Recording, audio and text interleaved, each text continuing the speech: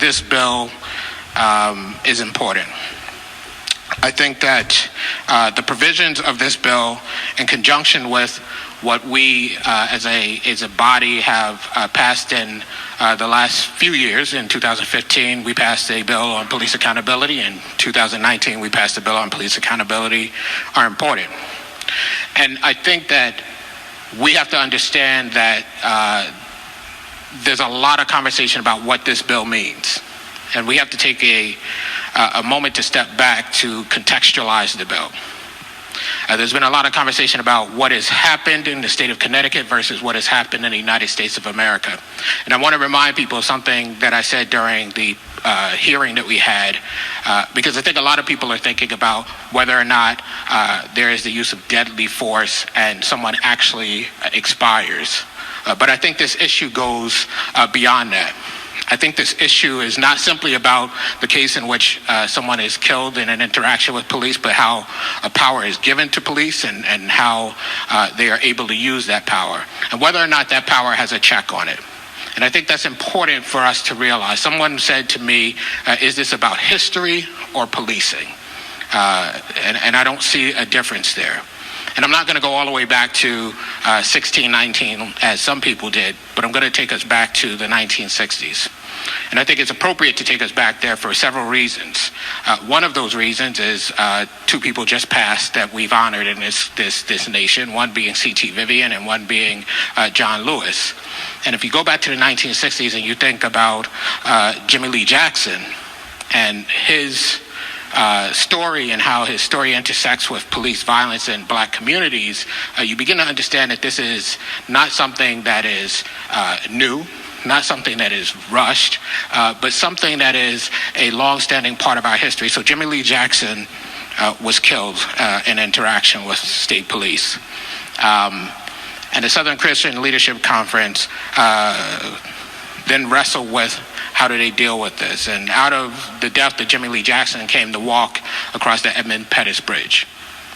And when that happened, the interaction with the police was not what should have happened. These people were exercising their right to protest, their right to free speech, and we know that that event became what we now know as Bloody Sunday. You go forward several years, and you think about the issue that we talk about how we now see things that we weren't seeing in the past. You go forward several years to just a year before I began my activism, and what we saw with the police and Rodney King, and kind of the beginning of seeing these things on video. And from that time to this time, you've seen a lot of things on video. You see a lot more now because everybody carries a camera. You see a lot more now because every store, every building has cameras. But the things that you saw there, going all the way back to that time, and even going back to Jimmy Lee Jackson, are things that people have always been saying have happened. And they have tried to avail themselves of the process in place. But the process in place has not worked for them. And so when we talk about the issue of the last part of the bill, the part that the controversy really sits at, why is that important to this? We're giving more tools to the system to do what the system could already do and has failed. And if you're one of the people who's on the wrong side of this equation, when the system fails you again, you deserve the ability to have some form of recourse. And that's why that's important to this conversation. And I will say, as a father of 4 children who walk this earth in the black skin that I have, it's important to me that if something ever happened, they have recourse. But it's also important to me that this body think about where the conversation should be centered. And the conversation should be centered on those people who have not been able to get justice, even when we've seen some of the things we've seen. That's where the conversation should be centered, but it has not been. And so I'll make commentary as we go on, because I could drag on for a long time. But I think as we begin the conversation, I hope that we remember why we're here, why people in the state of Connecticut, in places where they have never stood up and protested, are standing up and protesting, and what this issue is really about. I urge passage. Thank you, Senator Winfield. Will you remark further? Good evening. Yeah, I've been awake on this. This has been bothering me ever since I heard about this and I read through it. And you know what? There's police officers all over the state of Connecticut that are bothered by this. And they think that this is politicians not backing them up. And I agree with them. Thank you, Senator Champagne. Senator Kasser. Senator Winfield. Thank you, Mr. President. And because it was represented that I said something that I did not say, and because there were questions in there, I feel like I should respond. I did not say that this is coming about because of something that's happening in another state. As a matter of fact, my work began long before the issue that happened in another state. As a matter of fact, I started this off talking about Jimmy Lee Jackson and the history that brings us to today. I could lay it out a little bit more clearly for what's happened in the state of Connecticut, but this is an issue about power. This is an issue about how power is used in communities. This is an issue about how power is misused in community. This is an issue about cost, yes, but there are costs for communities who cannot believe, although I wish they could, that the police are operating to protect them. That's what this is about. And we can turn it however we want to, and we can know what's true in our communities, but there are other communities where the reality that we face is not the reality. I can tell you about sitting on my porch, watching police officers pull over a car. It's a young man. It's a young black man. I can tell you exactly how that situation is going to go, and I can tell you that officer is trying to get in the car, and that officer doesn't have probable cause. And the officer will say things like, well, he seemed nervous. I'm the chair of the Judiciary Committee. They pull me over, I'm nervous, because I have walked around in this skin for the entirety of my life. That doesn't mean the officer's bad. It means that what has happened here has led us to a place where I can't say for sure that I leave that encounter, no matter the fact that I walk around, I wear a suit, no matter the fact that I've done everything right in my life, that I was in the military, that I've done everything. I was a Boy Scout. No matter all of that stuff, because I'm black and because of the history we have. And then we say, let the system handle it. The same system that has not handled it to this point. And when we say we're going to limit the removal of qualified immunity, well, that's going to open the floodgates for everything, and the office is going to be exposed. And when I explain how the office is not exposed, the story pivots to the municipality. This is about who the actor is when the system breaks down.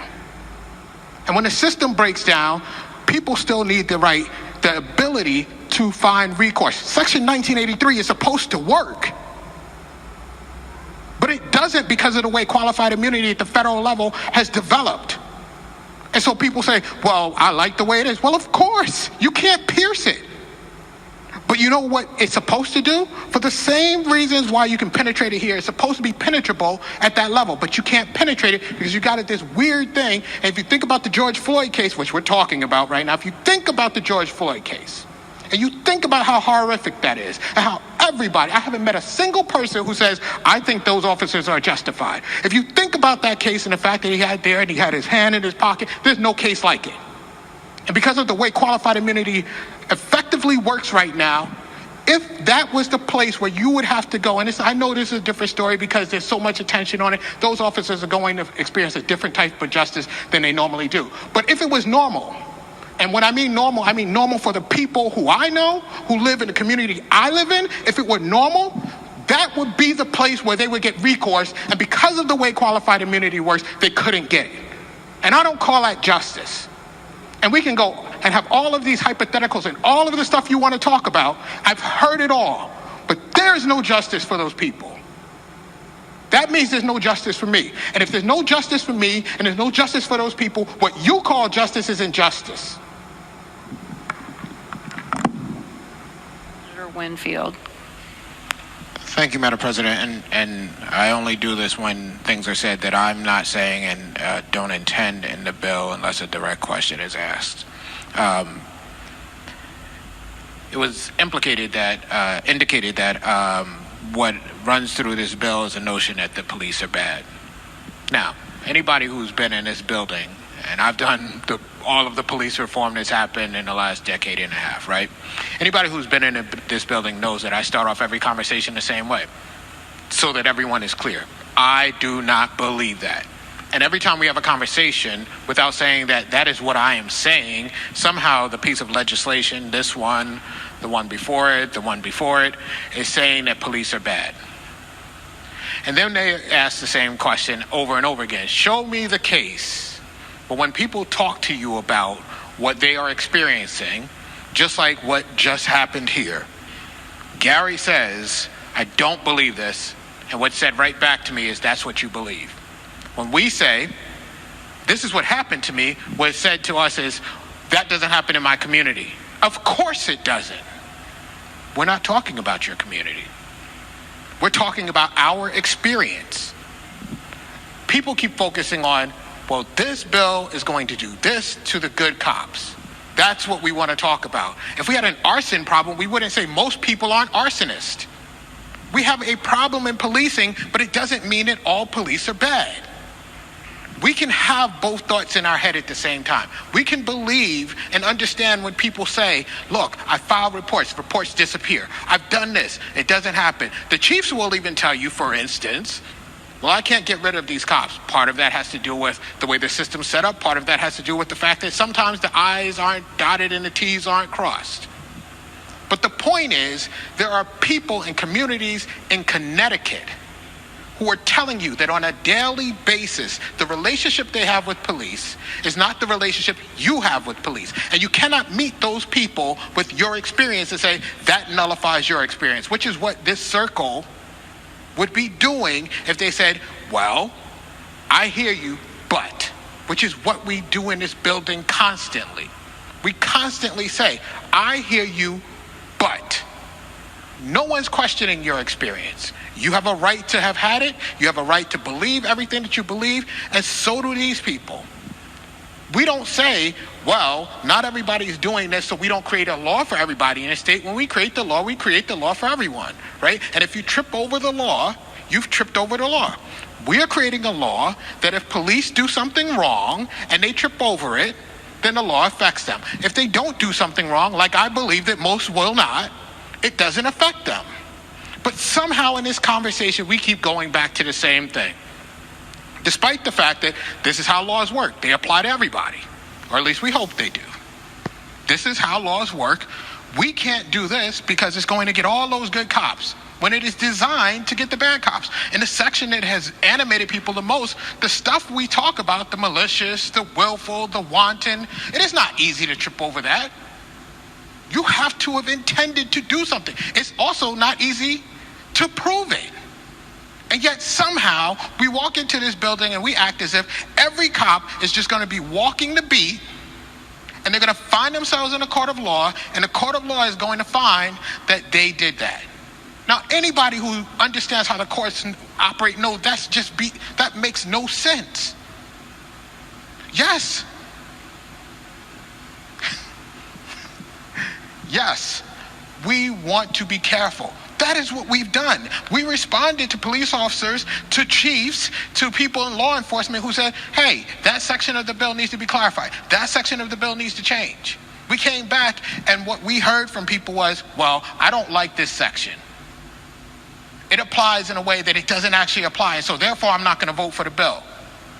All of us have a responsibility to read the bill and know what the bill says. Not what people feel it does, not what people imagine it does, not what people made up it does, but what it says. And that's not what's going on in this conversation. If we're going to walk out of here at some point, I don't know, midnight, 1 o'clock, 2 o'clock, whenever we walk out of here, and if we walk out of here and say to people, we did the right thing, then it should mean that we did the right thing as it pertains to the bill that's actually in front of us, not people's feelings about the bill that is in front of us, not people's imaginations about the bill that's in front of us. I live in the district that I live in. Others live in the district they live in. We have different realities. But we all represent every single person in the state by extension of the fact that we sit here. We don't just represent our districts, because the laws we make are the laws for every single person in this state. So if we say the only thing that I'm concerned about is what happens in my district, then there's something wrong about the understanding we have of sitting around this circle.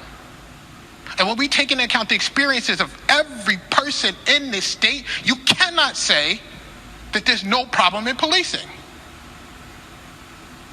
The people in the streets of Connecticut have not been animated for weeks just because of what happened in another state. The people in the state of Connecticut have heard from the people who say there's an issue, and they're moving because of that. And the government that represents them is saying, but we have to talk about the good officers. That's non-responsive to what you've seen in the streets of Connecticut. And I'm not just talking about in a New Haven where you would expect it. I was at a protest in a district I wouldn't expect to be in Suffield. I saw protests in Summers. I've seen protests in all kinds of places where we don't have these conversations normally. That's not the people in my district are saying it. That's the state of Connecticut. And I just wish that when the people who have come to us, who have addressed us and said, I have a problem, my community has a problem, we didn't look at them and say, but mine doesn't. That's not the way we should operate. And so I respect everything that everybody's saying, but my community that doesn't have a problem has nothing to do with the issue that is here. The center of this problem is that black people in this state, in this country, have a problem as it relates to police. And it goes back to the foundational history of this country. It goes back to the foundations of policing in this country. It goes back to slavery, which, by the way, is part of the reason the state is what it is. We don't talk about that. We want to talk about everything but what the problem is. I want to talk about the problem. The problem isn't the good officers. The problem is that there are officers who have been given power and have been allowed to use that power, and we have pretended as if the system was going to check it. It doesn't. It doesn't. And it will not check it. I've said for many years, look, you don't want me doing these bills? You come here. You show us what you want to do. Because what I keep hearing is, we would like to have a better system for us, meaning the officers, meaning the police. And if you've been here any length of time, you've heard me say this before. You do it. How many times do you think it's happened? And I've been doing this a long time. I was pushing on this building before I got here. I've been in this building since 2009, and never have I seen it happen. And that's what we're dealing with. And so at what point do we get to look out to the people of the state of Connecticut and say, we actually hear those of you with the problem? When? When do I get to go back to the community that I represent and say, hey, we heard you and responded to your problem?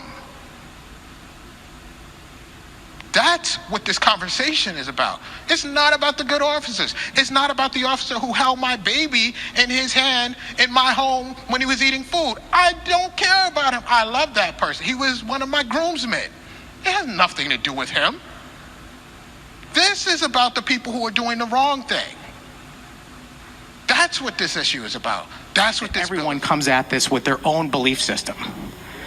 But I am really disappointed about what this bill is ultimately that is before us and how it came to be here, and the fact that this is such a politically charged discussion.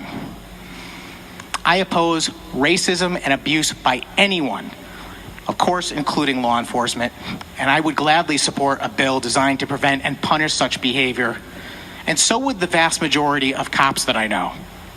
But this bill is not it. Instead, it is more regulations, more cost to our towns, and in some ways, it's also an insult to the vast majority of police officers who do their job with honor and integrity. I think we can do better, Madam President. Thank you. Thank you, Senator Sampson. Will you remark further? Senator Winfield. Thank you, Madam President, and I think I'll be brief. I just want to say that this bill gets here because people are being used doesn't take into account that the life I live the experiences I have are real, absent any of what's going on currently. People who have listened to my story know that my activism goes back nearly 3 decades, and that my activism around police goes back almost that whole time. That was prior to the moment that we currently exist in. Has nothing to do with what we're experiencing right now. I have children in my house who have to walk through this world and experience all of the things that they have to deal with. They have to experience the violence that we talk about in certain communities, all of that. What they should not have to experience is the strange power relationship that we as black people have to police.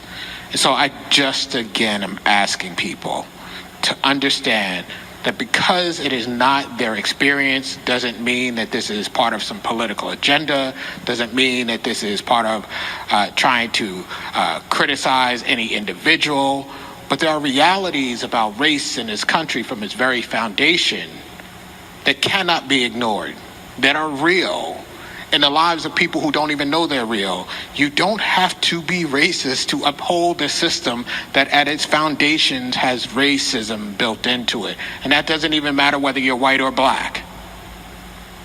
That's just true. If the system is built on a thing and grows up from that thing might be built into that system. And black people and white people and all kinds of people uphold those systems. It doesn't make you one thing or the other. But if we don't recognize that, then we can't deal with the realities that actually exist. And we can't even conceptualize of the things that I'm saying as a real thing. We just look at those things and go, not my reality, I don't understand, and so therefore I'm moving on. This circle can't afford to do that. Thank you, Madam President. Thank you, Senator. Thank you, Mr. President. So I guess we're into the 29th. This is the part of the year. Think about my mother because she died on the 31st of July.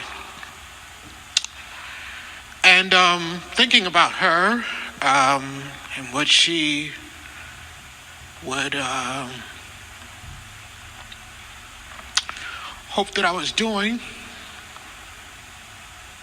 I think she would hope that I'm doing exactly what I'm doing right now.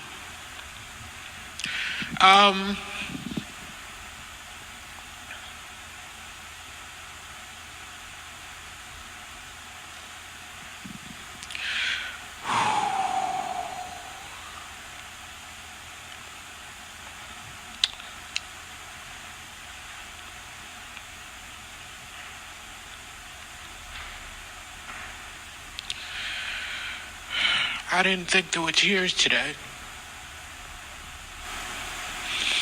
For everything that's been said, all I felt was like I was going to explode.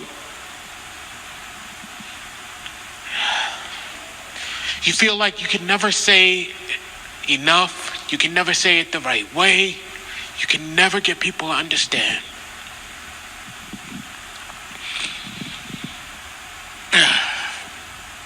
But you have to fight. I'm not a singer, but I just want to take you into my world for a second, and forgive me if I'm terrible at it. When I was a kid, I was really into books and into myself and not trying to do what was going on in my neighborhood. But I struggled a lot because I didn't fit in my neighborhood. I didn't fit in anywhere. And I didn't have certain connections. Some of you know I've told so many stories before. And I discovered a book on civil rights, and I was really interested in the book. And then a show came on television when I was still relatively young. And to this day, part of what guides me and part of what's part of my soul is the music that starts off the show. And I put up a post on Facebook, I think it was this morning, and there's a part of it that I did not know would become part of my life in the way that it has, but it's, know the one thing I did right was the day I started to fight. Keep your eyes.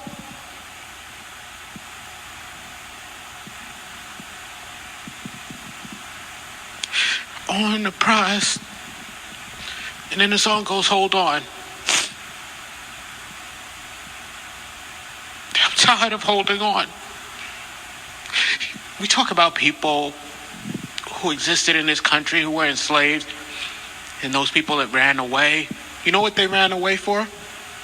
They didn't run away for civil rights. They ran away for liberation. That's what this work is. This is liberation work. This is not about the process. The process is change. We can change the process anytime we want to. The process is change. You know what substantively doesn't change? What it is to be black in this country. Think about that. Yeah, sure, I wear a suit today, I don't wear it, but it doesn't really change. We're still not at liberation. And so I think about my mother. I also think about a woman who's been outside all day waiting for us to do what she has been hoping we would do here. And the work of her life too. Ms. Barbara Fair, who's a mother to the community. And I think of the number of years she's put into this. And when I think about what she's put into this and what I put into this, no matter what we do here, there are things that can't be fixed. When we had the hearing and it was over, well, let me take a step back. During the hearing, I got constant messages from people. I don't know how you're sitting there. I don't know how you're putting up with that. I don't know how you're so calm.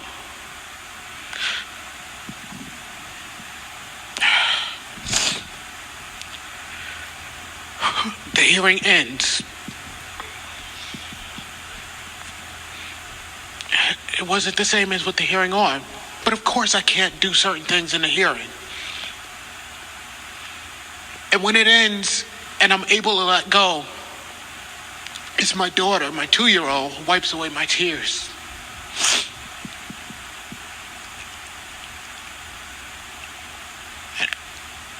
And I've said before that I didn't want to, as much as I wanted to have children, I didn't want to bring children into this world. Because I never wanted my daughter to be sitting there having that experience. I never wanted to transfer the pain to her.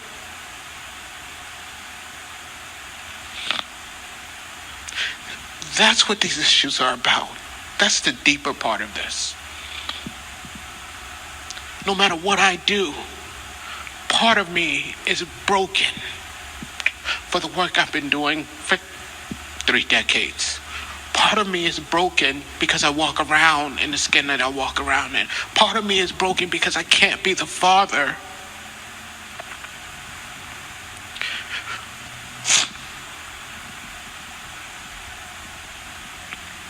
that she deserves because of this.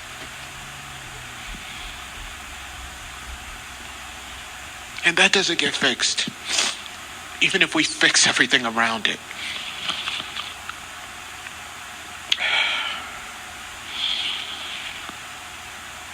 So I don't have much more to say. I just hope that however we depart here, whatever we choose to do, and I do hope that the bill passes, whatever we choose to do, that we understand that, yes, there's a process, but the process is part of the reason that we experience what we experience.